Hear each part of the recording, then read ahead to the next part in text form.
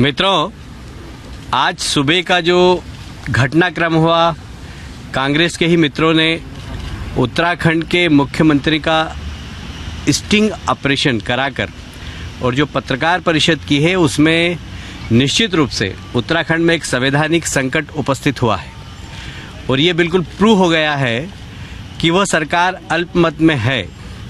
यदि सरकार बहुमत में होती तो हाथ ट्रेडिंग नहीं होती। हमने पहले भी महामहिम राज्यपाल जी से, महामहिम राष्ट्रपति जी से कहा था कि आप जल्दी से विश्वास का मत की तारीख तिथि तय कर दीजिए, नहीं तो सत्ता का दुरुपयोग करके उत्तराखंड के मुख्यमंत्री कहीं न कहीं विधायकों की खरीद फरोख्त करेंगे, कहीं न कहीं लोगों को डराएंगे, धमकाएंगे, प्रलोभन देंगे। 2-3 प्रमाण इसके आ गए कि उन्होंने प्रलोभन दिया है। एक भारतीय जनता पार्टी के विधायक को किसी बोर्ड का उपाध्यक्ष बनाकर कैबिनेट मंत्री का दर्जा दे दिया। आज के स्टिंग ऑपरेशन के बाद किसी भी प्रमाण की आवश्यकता नहीं है कि उत्तराखंड की सरकार अल्पमत की सरकार है, हरीश रावत जी की सरकार अल्पमत की सरकार है। यदि बहुमत की सरकार होती तो वो इस प्रकार की सौदेबाजी नहीं करते और इसलिए महामहिम राष्ट्रपति से हमने निवेदन किया है कि अब मुख्यमंत्री जी को और उनकी सरकार को 1 मिनट भी सत्ता में रहने का अधिकार नहीं है। आप इसमें आवश्यक कार्रवाई करिए और राष्ट्रपति शासन लागू करें। सर, महज 1 दिन रह गया था बहुमत साबित करने के लिए, फिर जल्दबाजी में ये बैठक क्यों, ये मुलाकात क्यों? आज के स्टिंग ऑपरेशन के बाद तो ये बहुत स्पष्ट हो गया कि मत और बहुमत की आवश्यकता ही नहीं। यदि बहुमत तो हमारे पास आज भी है, आज भी हम 36 लोग हैं, पर यदि वहां पर फ्लोर में उन लोगों ने अल्पमत को बहुमत करने के प्रयास में कुछ लोगों को निलंबित करके और बहुमत भी प्राप्त कर लिया तो प्रजातंत्र की हत्या होगी, क्योंकि वे विधायकों को खरीदने का काम कर रहे हैं।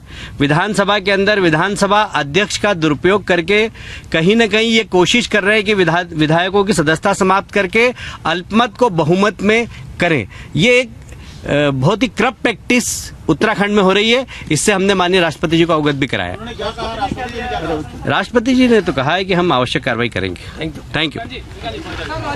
हमने 9 लोगों ने अपना जवाब दाखिल किया 5 बजे शाम, और हर एक विधायक ने एक वकील को भेजा वहां पे अपना पक्ष पे बहस करने के लिए। जो ये सारी कार्रवाई होती है वो न्यायिक उसका एक स्वरूप होता है, क्योंकि आप किसी को उसकी सदस्यता से रद्द करने जा रहे हैं।